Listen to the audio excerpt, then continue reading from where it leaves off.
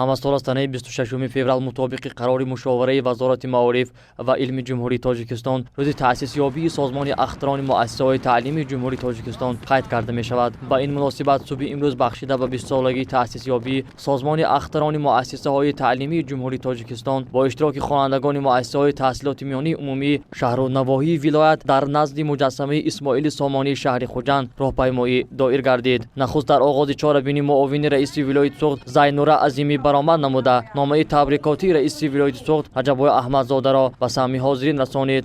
мақомоти иҷроии ҳокимияти давлатии вилояти Суғд масъалаи дастгирии хонандагони боваёфату фаъол ихтироокорону навоваронро зери таваҷҷӯҳи доимӣ қарор додааст. бо ибтидои раиси вилоят муҳтарам Раҷаббой Аҳмадзода ҳамасола баҳри дастгирӣ ва ҳавасмандии хонандагони муассисаҳои таълимӣ, ғолибони озмуни олимпиадаҳо, кӯмакҳои яквақтаи молиявӣ ҷудо карда мешавад.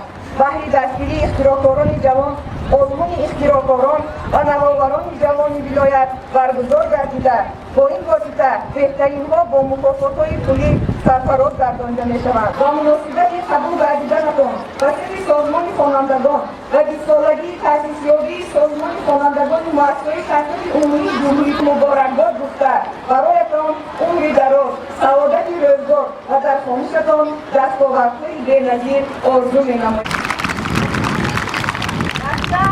сипас дар муассисаи давлатии қасри ҷавонони ба номи Лоиқ Шералӣ бо иштироки хонандагон, аъзоён, раисони шӯрои созмонҳои ахтирони муассисаҳои таълимии шаҳру навоҳии вилоят ва ифтихори 20-солагии таъсисёбии созмони ахтирони муассисаҳои таълимии ҷумҳурии тоҷикистон маҷлиси тантанавӣ баргузор гардид. лозим ба ёдоварист, ки дар асоси қарори раиси вилояти Суғд бахшида 20-солагии таъсисёбии созмони мазкур дар муассисаҳои таълимии шаҳру навоҳии вилоят байни хонандагон озмунҳо ташкил ва баргузор гардида буд. дар қисмати расмии чорабинӣ ба як қатор хонандагон ва ғолибони озмуни дар боло зикр гардида, инчунин раисони шӯрои созмонҳои ахтирони муассисаҳои таълимии шаҳру навоҳии вилоят бо ифтихорномаҳо ва тӯҳфаҳои хотиравии раиси вилояти Суғд сарфароз гардонида шуданд.